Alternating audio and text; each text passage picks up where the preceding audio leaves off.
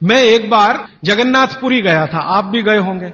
तो मैंने मंदिर के महंत को पूछा कि ये भगवान का प्रसाद, माने वहां दाल और चावल मिलता है प्रसाद के रूप में, वो मिट्टी की हांडी में क्यों बनाते हैं? तो उसने एक ही वाक्य कहा, मिट्टी पवित्र होती है।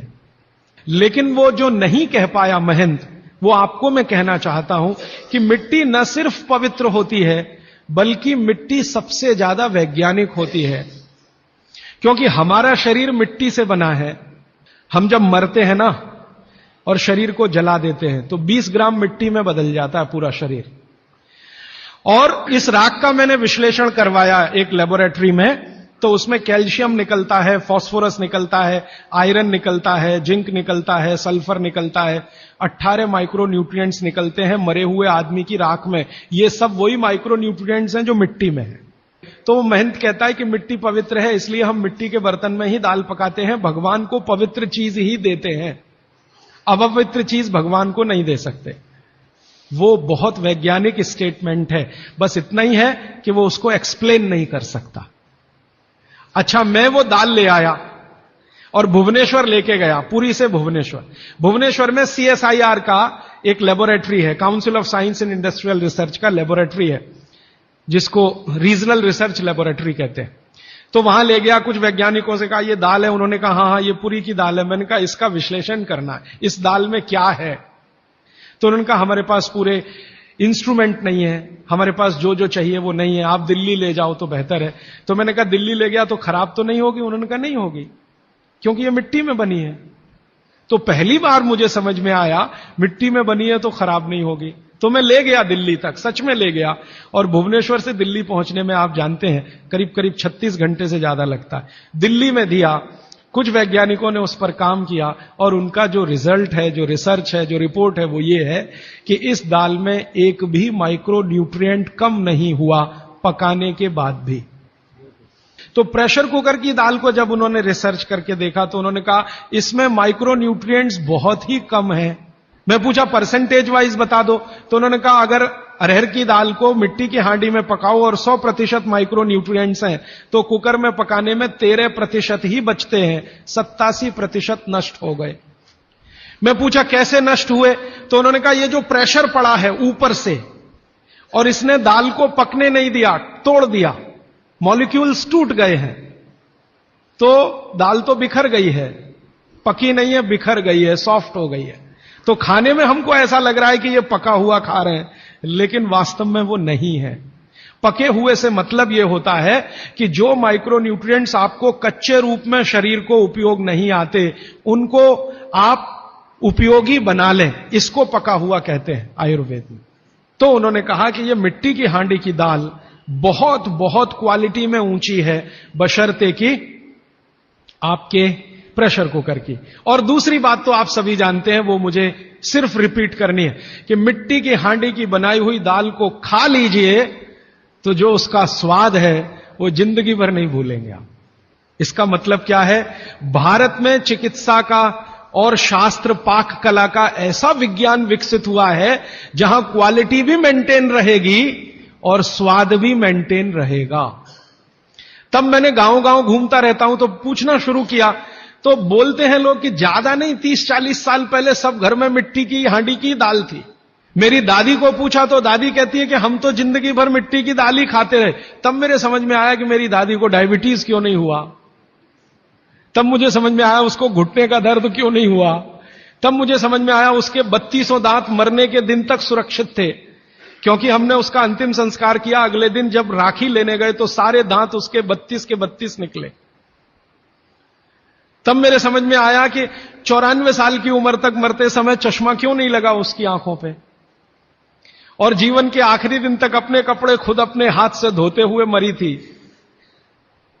यह कारण है कि शरीर को आवश्यक माइक्रोन्यूट्रिएंट्स की पूर्ति अगर नियमित रूप से होती रहे तो आपका शरीर ज्यादा दिनों तक बिना किसी दूसरे की मदद के काम करता है। तो माइक्रोन्यूट्रिएंट्स पूरा सप्लाई मिला दाल में, जो खाई थी उसने मिट्टी की हांडी में पका पका के। और न सिर्फ दाल पकाती थी वो मिट्टी की हांडी में, बल्कि दूध भी मिट्टी की हांडी में पकाती थी। घी भी मिट्टी की हांडी से ही निकालती थी, दही का मट्ठा भी मिट्टी की हांडी में ही बनता था। अब मेरे समझ में आया कि हजारों साल से मिट्टी के बर्तन क्यों इस देश में आए। हम भी एल्यूमिनियम बना सकते थे। हिंदुस्तान में बॉक्साइट के खजाने भरे पड़े हैं। कर्नाटक बहुत बड़ा भंडार, तमिलनाडु, आंध्र प्रदेश बॉक्साइट के बड़े भंडार हैं। हम भी बना सकते थे, अगर बॉक्साइट है तो एल्यूमिनियम बनाना कोई मुश्किल काम नहीं है, लेकिन हमने नहीं बनाया क्योंकि उसकी जरूरत नहीं थी। इसलिए कुम्हारों की एक पूरी की पूरी जमात इस देश में खड़ी की गई कि तुमको भैया मिट्टी के ही बर्तन बनाने हैं। माने तुमसे बड़ा वैज्ञानिक कौन।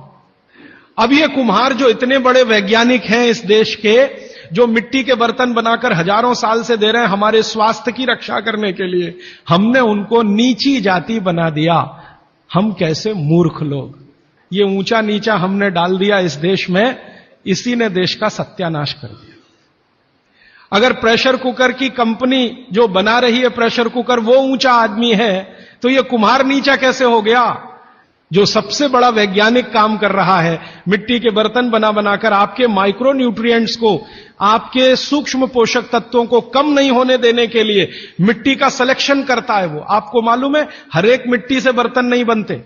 एक खास तरह की मिट्टी है वही बर्तन बनाने में काम आती है, और एक खास तरह की मिट्टी है जो हांडी बनाती है, दूसरे खास तरह की मिट्टी इसमें कुल्हड़ बनता है, तीसरे खास तरह की मिट्टी में कुछ और बनता है। ये मिट्टी को पहचानना कि इसमें कैल्शियम ज्यादा, इसमें मैग्नीशियम ज्यादा, इसलिए हांडी इससे बनाओ, और इसमें कैल्शियम मैग्नीशियम कम है इसलिए इसका कुल्हड़ बनाओ, ये तो बहुत बहुत बारीक और विज्ञान का काम है।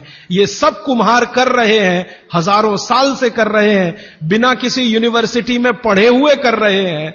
तो हमें तो वंदन करना चाहिए, उनके सामने नतमस्तक होना चाहिए। कितने महान लोग हैं। दुर्भाग्य से सरकार की कैटेगरी में वो बैकवर्ड क्लास में आते हैं। और सबसे मजे की बात कि ये हांडी जब खत्म होगी, माने इसकी लाइफ पूरी हो जाएगी, तो ये हांडी फिर मिट्टी में मिल जाएगी और फिर वही मिट्टी से हांडी बन जाएगी। दुनिया में ऐसी कोई वस्तु नहीं है। प्रेशर कुकर के बारे में तो नहीं कह सकते आप, बायोडिग्रेडेबल है।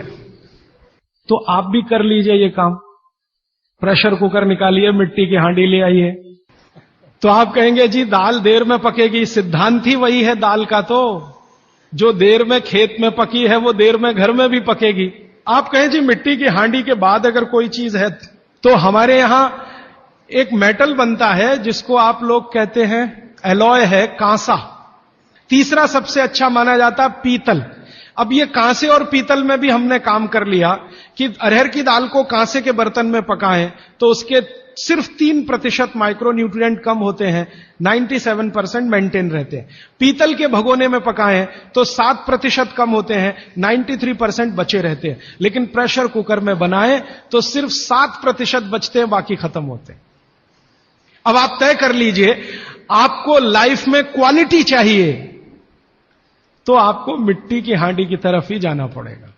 माने भारत की तरफ वापस लौटना पड़ेगा, इंडिया से।